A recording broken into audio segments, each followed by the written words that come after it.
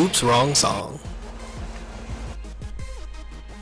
Hey, what's going on, everybody? This is Icon. Just finished watching the Women's Evolution pay-per-view, first ever Women's Evolution pay-per-view, and I have to say, going into it, I wasn't really that excited, only because of how the matches were booked, and there are a lot of matches. There's a difference in wrestling between when as a fan, when you hear a pay-per-view and they're just like, oh, you're going to get the first ever women's pay-per-view with women from the past, the present, and the future. As a fan, you start thinking of dream matches in your head. You start thinking of things that you want to see, and matches that you thought wow, this person will be good against this person. Like me personally, I wanted to see Lay Cool versus the Iconics. I wanted to see Sasha Banks versus Trish Stratus one-on-one. But there's a difference between what we want and what we're actually going to get. And if you've been watching wrestling for long enough, you know that and accept that. So, I had to take my personal out of it and just be like, I'm not going to get the stuff that I wanted to see, so let me just watch this for what it is. And I got to say, I really enjoyed the show. It was really exciting. It was just I don't know, it just gave me like weird goosebumps, because there's a part of it where you actually do feel, the history aspect of it. Like, you feel like, wow, this is something pretty cool. They did it in the Nassau Coliseum out in Long Island, and they gave it the NXT Mae Young Classic feel. Like, if you're a fan of NXT, if you watch the Mae Young Classic, you know that whenever they have the matches, they darken the crowd, a la, homage to the old Madison Square Garden, where they used to do shows back in the 80s and the 90s in MSG. They used to black out the crowd and only focus on the ring. Triple H started doing that when the NXT show started. He did that with the Cruiserweight Classic. He did that with the UK, NXT UK, all the NXT takeovers, and they followed the same thing tonight. And I really liked it. It gave it a real big fight feeling. It didn't make it, it didn't seem like I was watching an extended episode of Monday Night Raw that was just full of women.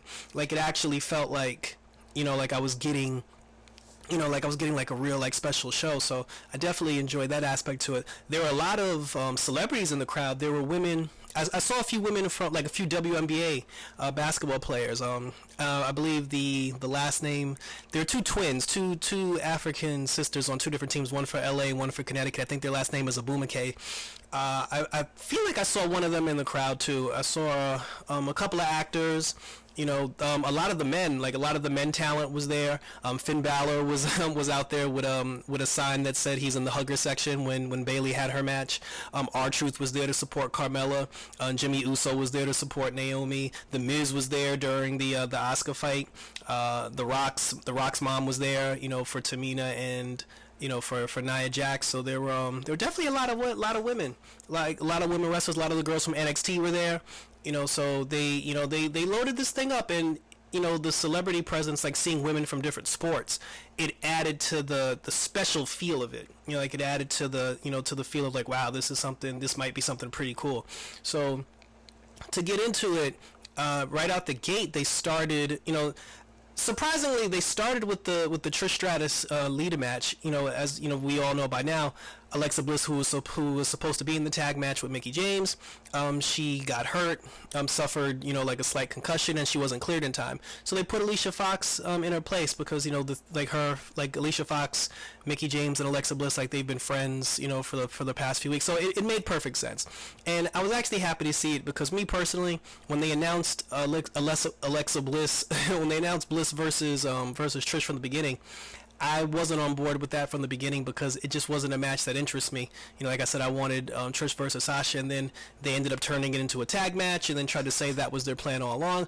And I was okay with that, but I'm not saying that I'm happy, Alexa got hurt, because you never want to see somebody get injured, and, I hope she comes back quickly, because, she is, one of the top women on that roster. But to see Alicia Fox actually get put in that spot, because she is someone who represents, there was a moment in wrestling where Alicia Fox was the youngest person in the locker room. Now she's one of the, she's probably one of the three oldest women, on the roster right now. And she's a former Divas champion, first African American Divas champion, and she even said in an interview, she said that this is the biggest match of her career. So to have Alicia Fox be in the same ring, with Mickie James and Trish Stratus and Lita, that was a huge deal. And I'm actually happy for her, especially because she missed the first ever Women's Royal Rumble. She didn't make it back from injury in time for that. So this was a good makeup for her, and she did her thing. When the match started, this match was really just strictly about nostalgia and hype. You know, it wasn't the best technical wrestling, you know, match of, you know, of the night. And God bless the audience, because they were with me as far as, you know, we were cheering, we were excited. We weren't cheering for the wrestling. You know, we were cheering for like the old school spots, you know, the Trish Bulldog, you know, the Lita Hurricanrana. We just wanted to see, like, you know, we understand like both of these women are like 40 something now. You know, they're not the same, you know, women that they used to be back in the day, but it was just cool for everybody to, you know, just to see them back in the ring again. And, you know, for me, like, that's what was exciting. It was exciting just to see them back in the ring again, you know, and I didn't care that the wrestling wasn't the best wrestling of all time. It was just, like I said, I just wanted to see Trish, you know, Trish and Lita in the ring again. I wanted, you know, the crowd popped when Trish and Mickie James, you know, squared up for the first time. Alicia Fox, like, Trish Stratus and Lita, when this show was over, should take Alicia Fox and Mickie James out to dinner, because those women sold the bejesus out of that match for them. Like, if there was, you know, if there was ever, you know, two wrestlers, you know, who actually put themselves in a position to make the other person look like $1,000,000 tonight, that was definitely Mickie James and Alicia Fox, because they sold, like, the selling for them was, you know, was spot on, and it made it made both Trish and Lita look better than they did at times, because, you know, there were a lot of times where a lot of their moves were slow. Like, Lita was moving kind of slow, you know, like you could tell like she was timing all of her moves, and, you know, you could almost see her counting in her head, or she's like, all right, 1, 2, 3, jump, you know, but it wasn't a problem, because it was to be expected. You know, there was you know, a couple of moves where, like, when Trish went for you know, for her infamous bulldog off the rope, you know, she put Mickie James in the headlock, and she, like, you know, tried to get herself like revved up, and then she pointed to the crowd, and she was holding Mickie James in the headlock for so long. I was just sitting here like, wow, like, Mickie could have been, you know, suplexed her out of it, but you know, like, obviously she didn't. You know, she let her get the spot off, and then, you know, and obviously the right team won. You know, Trish and Lita got the pin. Alexa Bliss came in to, you know, at one point, you know, just sneak it in to get a little cheating in, because I know, like, her movement was limited, but, you know, the right team won. You know, it was odd to me in the beginning when they started with this match, but after it was over, I was happy that they started with that match, because you needed that feeling to set the tone for the rest of the show. Like, you needed to see, like, those two legends get that moment, and then it's like, now you're like, yeah, now let's do this. But you know, but definitely, as I said, it was a good match. Like, if you want a hint of the old school, if you want that nostalgia feeling, like, that was definitely the match to watch. So, you know, good win for Trish and Lita, and, you know, we'll see what Mickie James and Fox does after this. The next match on the card was the women's battle royal. Naomi was the first one to come out, you know, because obviously she has the longest entrance. But the cool thing is, and maybe it was because, you know, they had 7 matches on the card. It was pretty much like a 3.5 hour show. So every single woman in the battle royal got their entrance. They didn't get a long extended entrance. Like, everyone's music basically hit from the moment they came out up until they got to the ring. Once they got to the, not in the ring, but once they got to the ring, then the next person came. But every single woman got their individual entrance. You know, we saw Kelly Kelly, Tori Wilson, we saw Alundra Blaze, you know, and the last two people to come into the ring were the Iconics. And as soon as they came out and I saw they had microphones in their hand, I was just like, it's going down. So, you know, they did their usual iconic shtick. They made fun of Long Island, which I kind of agreed. They were just like, hey, this is the first ever all-women's pay-per-view. This is historic, but we're in Long Island. You know, they made fun of Long Islanders for having accents, you know, because they have accents. They the funny line, one of them they actually said that they're going to thank all the women who were in the ring, who paved the way. They're going to thank them by throwing them over the top rope and sending them back to obscurity where they belong. And I actually thought that was hilarious. So, you know, and then they got in the ring, they did their little pose, their little superhero pose, the iconic pose, you know, and then so obviously once the bell rung, all the legends ganged up on them and threw both of them out of the ring. So the reason why the Iconics got that long promo time was because once you saw they were getting promo time, you knew they weren't going to last. You know, the Iconics were the first two toss, so that, you know, that was to be expected. It wasn't a big deal, you know. But then the current women surrounded the older women, and then that sparked like this huge brawl between like the old school and the new school. The funny thing about it, though, Kelly Kelly and Maria, obviously because they wrestled in the Divas era, but Kelly and Maria were in the old women's group, and and like when you look at the women who were considered the now group, like not the old, not the Divas group, but the current women's Evolution group. Kelly and Maria are probably younger than some of the girls who were in the current group of women, so I actually thought that was pretty funny. Molly Holly was there, she got tossed. Michelle McCool, she's married to The Undertaker, so she wasn't going to take a 30-second, a 30-second toss. Michelle McCool actually lasted for a while. No Layla, which was very sad and disappointing to me, but it was still, the Battle Royal itself was still good. And it was funny because, like, a lot of the old school wrestlers, like Kelly, Tori Wilson, like Ivory, they, like, a lot in the beginning, like, a lot of them didn't last that long. Like, they got tossed after, like, 15-20 seconds. And I'm just like, wow, you guys came in, you only did 15-20 seconds of work and got tossed. I'm like, I thought we were supposed to be moving on from this. Like the whole point of the Evolution was to stop, like, the 2-minute, 20-second Diva matches. And it was funny because, like, all the women who were represented in the Divas era got eliminated from the Battle Royal within like 2-3 seconds. So I'm just like, this for them they probably got tossed thinking like, hey, like I thought y'all said things changed around here, but some of them lasted. Like Ivory lasted for a long time. Alundra Blaze lasted pretty long. There was a moment during the Battle Royal where Zelina Vega was in the Battle Royal, and then like there was a moment where like everybody, like random people just started getting tossed out of nowhere, and then I kind of looked, I was like, I don't remember Zelina Vega getting tossed, but then in my mind I was like, well, it's Zelina Vega, it's not like she's the best wrestler of all time, so she probably got tossed and I just didn't see it. So we get down to like the the finals. Like Nia Jax and Tamina had their little moment, which is weird because they're cousins, but like they're both beefing. Carmella did her little moonwalking thing, she got tossed. Ember Moon, lasted up until the end, which was kind of surprising. But they did build like a little mini storyline with, with Nia Jax and Ember Moon.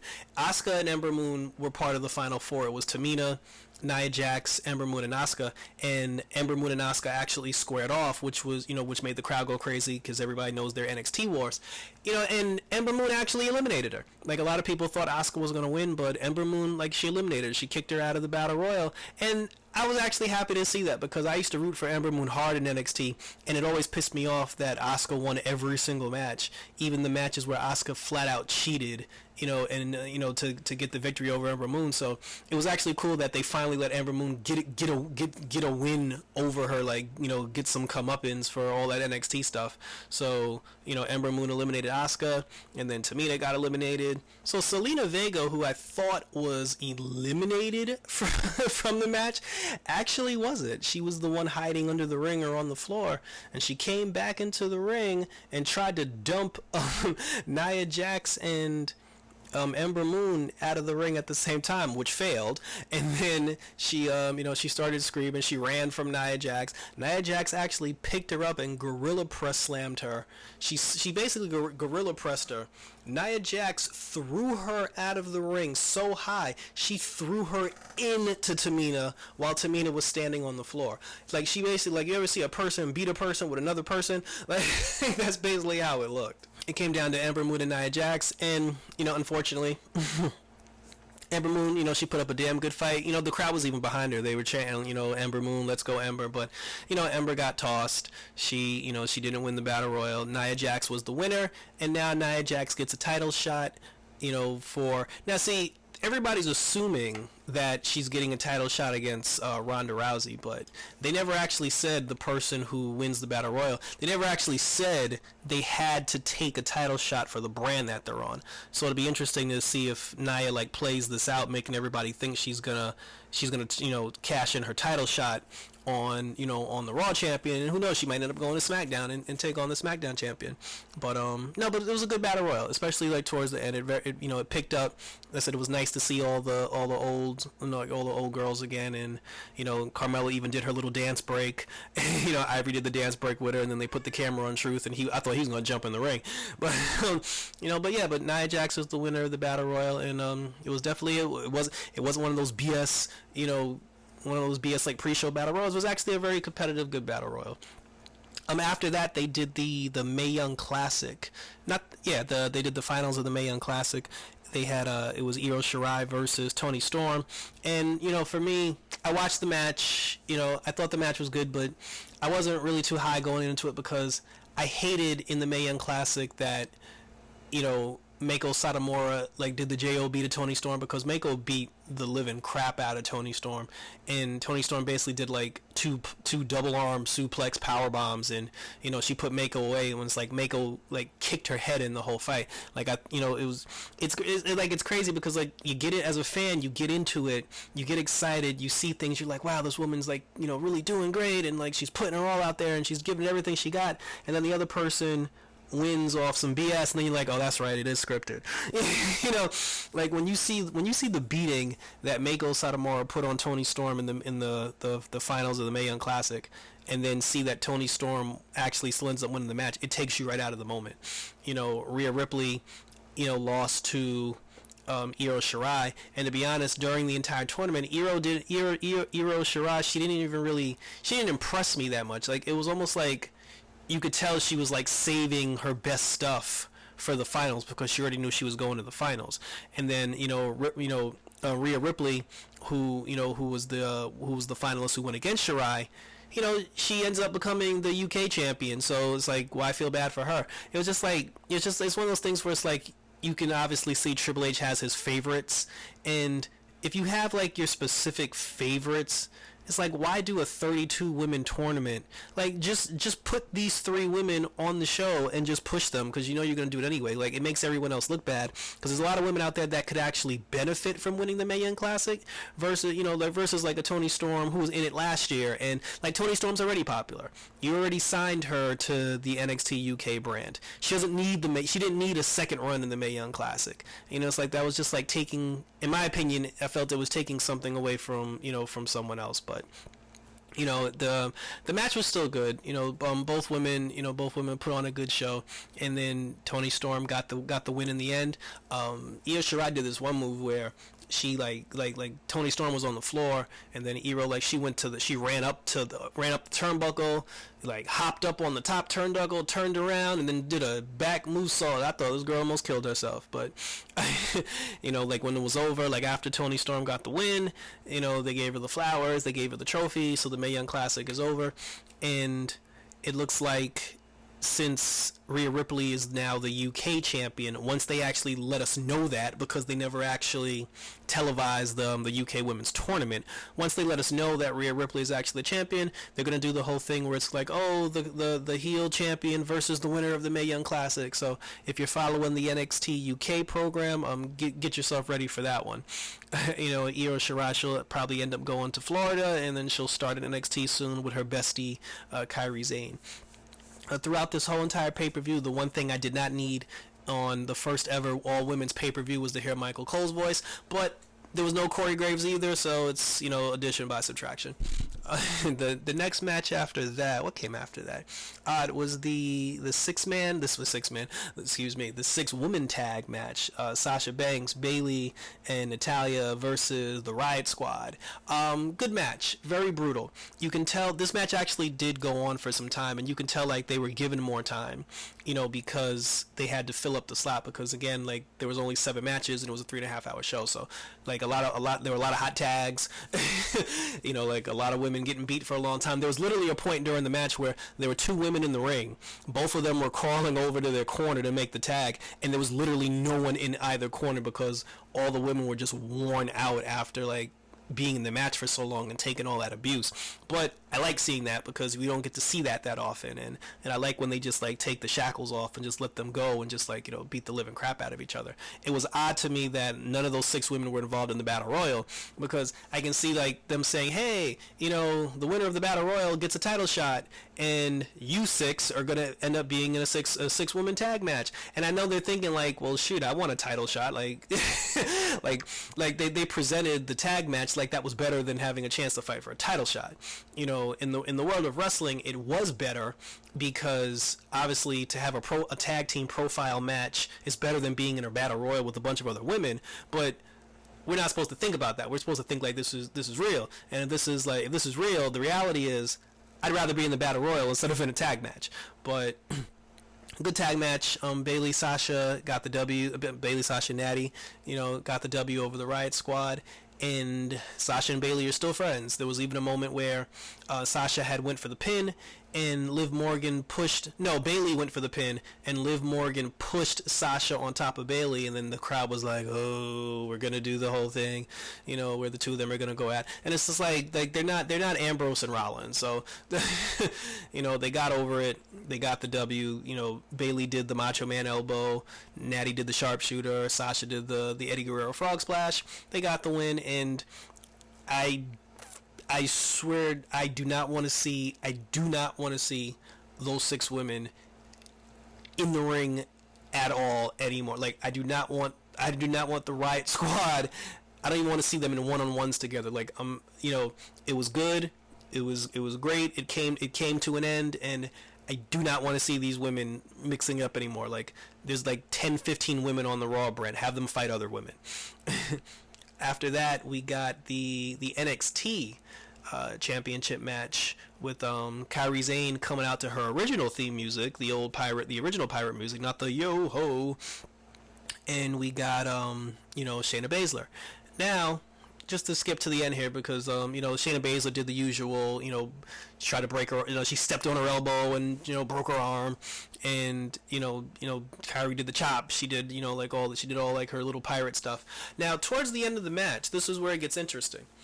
They showed us before the match started that there were women from NXT in the front row. Bianca Belair was one of them. I didn't recognize her because she actually had her hair out, and I actually, that was the moment where I realized I've never actually seen her without the ponytail before. Ronda Rousey and Shayna Baszler's 2 MMA friends, they were both in the front row as well. And there was another girl, but I didn't. There were 4 women there. It was the two horsewomen, the 2 Ronda Rousey horsewomen. It was Bianca Belair, and I don't know who the 4th one was. So there's a moment where Kairi Sane and Shayna Baszler's outside. Kairi takes Shayna, throws her over the barricade into that group of women. Now, I don't know if, because that's they people. The tall, skinny, blonde one, I can't remember her name. I think the shorter one's name is Maria, but the tall, skinny, blonde one, she got mad, took a swipe at Kairi Sane, and she actually hit Kairi Sane in the face. And Kairi Sane looked at the referee, and Kairi Sane was like, "Yo, this broad just took a swipe at me," but the referee didn't disqualify her. So then, at that point, the other girl got up. So then Kairi gets back in the ring. Kairi climbs the top rope because Shayna's in the ring. Kairi climbs the top rope trying to go for the elbow, and then the other girl gets on the apron. Kairi kicks that chick in the face. She falls. Shayna, puts her in the, in the chokehold, like the rear neck chokehold thing that she does. Kairi Sane's able to, break free, and then she tries to run off the ropes to get some momentum, and then the other girl, the blonde chick, kicks her in the head. Shayna puts her back in the chokehold, and then Kairi basically passed out. She didn't tap out, like she actually flat out tapped. She actually passed out, and she passed it because she was basically getting beat up by 3 women at the same time. So Shayna Baszler wins by pass out submission, and she's the first ever 2-time NXT Women's Champion. A lot of people thought that Shayna Baszler and Kairi Sane were going to get the call up, so I know they're surprised that Shayna got the title, but it's not that surprising because I think what's going on is at this point they're ready to call up, well, not call up, but the other 2 MMA horsewomen. They're ready to start them in NXT. Like the 2 of them are ready to actually be a part of the show. So the training part for them is, doing random house shows is over. So what they're gonna do is, now that Shayna's got the title, they're probably gonna be by Shayna's side from now on, and then they're gonna be bullying the competition. Kairi Sane's gonna come back, and she's gonna be like, "I got beat by 3 women. I want my rematch," and then she's gonna get jumped by the horsewomen. And guess who's gonna come out and save her? But her best friend, who lost the Mae Young Classic, Io Shirai. So they're gonna do the whole, my opinion, they're gonna do the whole horsewomen, the 3 horsewomen versus, Io Shirai and Kairi Sane, and at some point they're probably either gonna, if they convince Meiko, because Meiko Satomura, she was in the audience too, they're gonna either convince Meiko Satomura to stick around and be a part of NXT, or they're gonna have Mia Yim do it because Mia Yim signed a contract. Either way, whether it's Mia Yim or Meiko Satomura, one of those two women are gonna be the third. And then they're going to do this whole 3-on-3 thing for a while, and then once that whole thing dies down, then they'll probably call up Kairi Sane and Shayna Baszler, because they're not going to have Io Shirai and Kairi Sane both on the show at the same time unless they're tag teaming against somebody else. So once that's over, I'm pretty sure the 2 of them will get the call up, but look for Shayna's people to be a part of the show now going forward. So then we get the SmackDown Women's Championship match. Last woman standing, Becky Lynch versus Charlotte. The fans booed Charlotte right out of the building, and I was right there with them because, I'm sick of seeing Charlotte Flair. Would have loved it. Would have loved it if Becky would have wrestled someone else. I wouldn't mind of seeing, Naomi versus Becky Lynch, but Charlotte's their go-to girl. Actually, I really wish they put Charlotte on Raw because, I would like trade Charlotte for Sasha Banks and let Sasha Banks be on SmackDown for a while, because Sasha's been on Raw ever since they did this brand split. Like Sasha needs a change. She needs to get away from Bayley, and Becky Lynch and Sasha haven't actually been on a show together, since NXT. So I think it's time that they put the two of them back together. But there was a moment during this match where Becky, they were outside, they had put, Becky put Charlotte through the table or whatever. There was a moment where Becky threw like 5 chairs, like 5 announce chairs, like 10 folding chairs, half of a broken table, the kitchen sink, she took all this stuff and just piled it on top of Charlotte. She just dumped all this stuff on top of Charlotte. Charlotte's trying to push her way to get out of all this rubble that she's buried under. The referee gets to 8. Charlotte's back peeks through the pile of stuff that she was in. Charlotte got to one knee and her other leg was on its tippy toe. Just as the referee when the referee got to 9, she was on one knee and on her tippy toe. The referee said she made it by the count of 10. The entire audience immediately started booing. I thought it was BS because she didn't get up. It's supposed to be like 2 feet are supposed to get to the floor. The ref let her. Charlotte didn't. The woman was tired. This is a long match. Like the two of them went pretty much like a half hour. They reached the half hour mark, but she didn't get up. Like she did not reach the count of 10. She got one knee, one toe on the floor. She had one toe on the floor, one knee on the floor. The referee was like, "Oh, she's up," and then the match continued. Everybody thought it was BS. Everybody started complaining. They were like, "Oh, Charlotte, gets the special treatment again." But the match continued. So now here's the problem. At the end of the match, there's a table on the floor.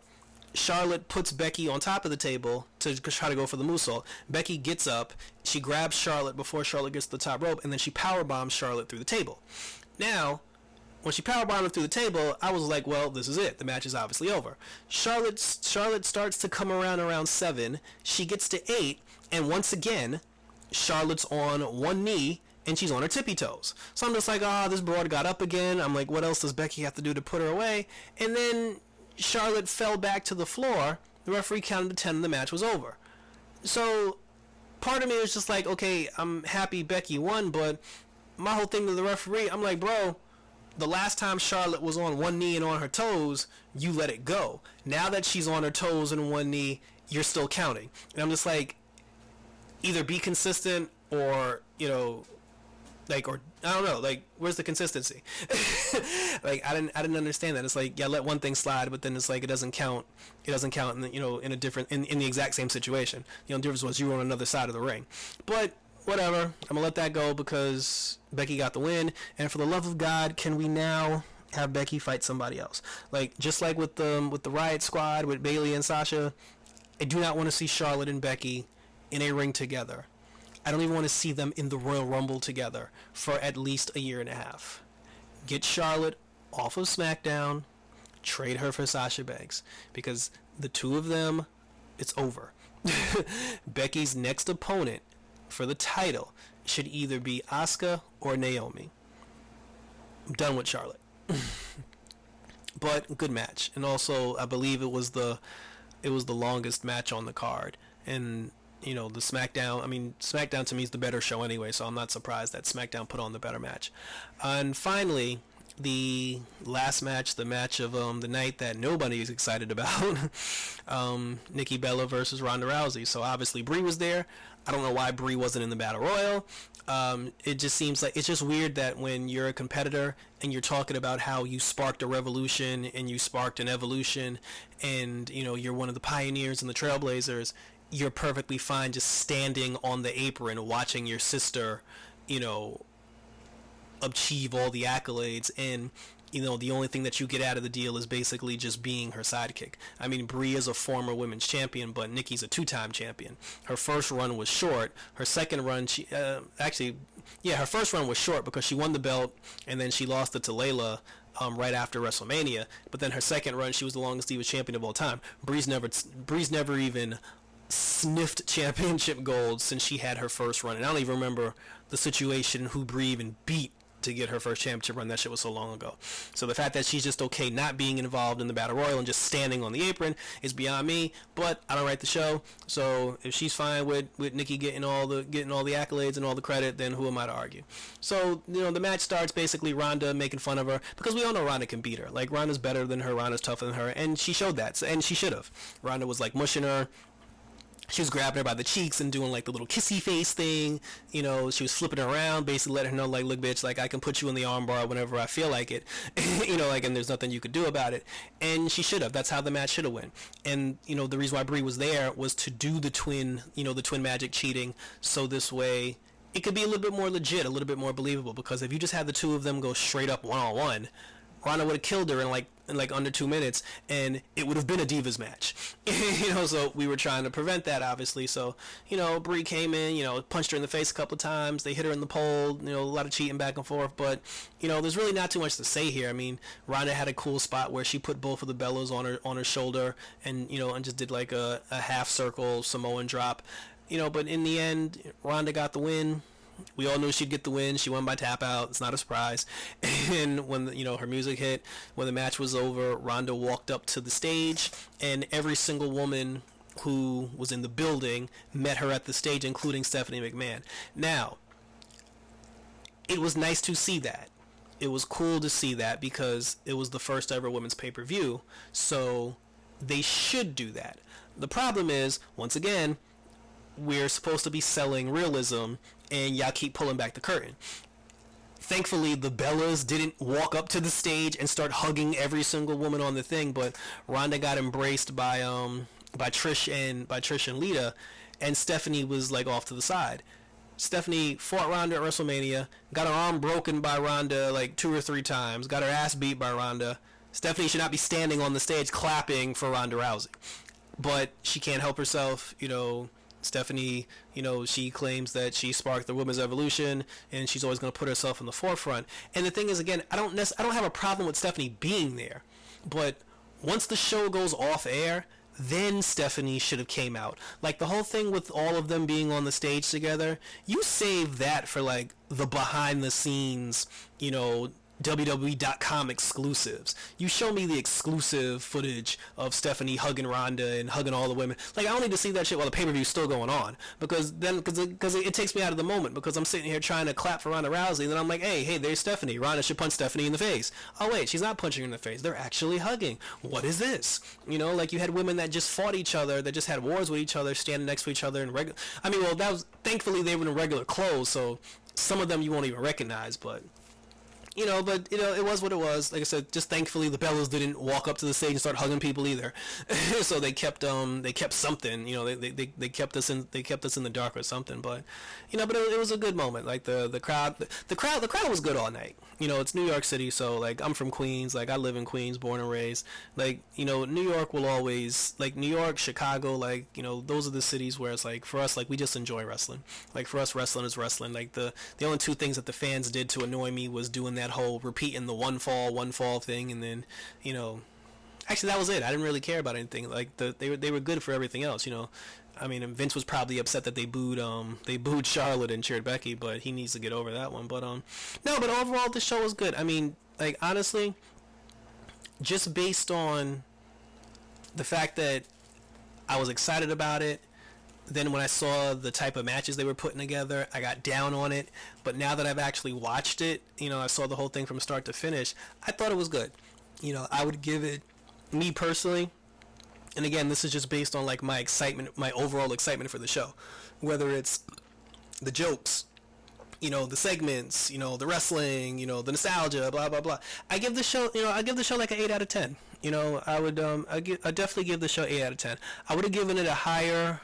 like a higher grade than an 8, but none of my favorite wrestlers actually won. So, but that was it. You know, that was basically it. You know, like I said, I enjoyed the show. I cannot lie, and yeah, I look forward to the next one. So we'll see where things go from here, because a lot of people basically have a clean slate now. You know, there are a lot of clean slates, so we'll just see. You know, tomorrow's Monday Night Raw. We'll see how they clean this up before the greatest sausage fest in Saudi Arabia comes this coming Friday. So that was my review. Thanks for listening. Look out for more videos, more content. I'll definitely do some more reactions to other things. And until next time, as always, I'm out this bitch.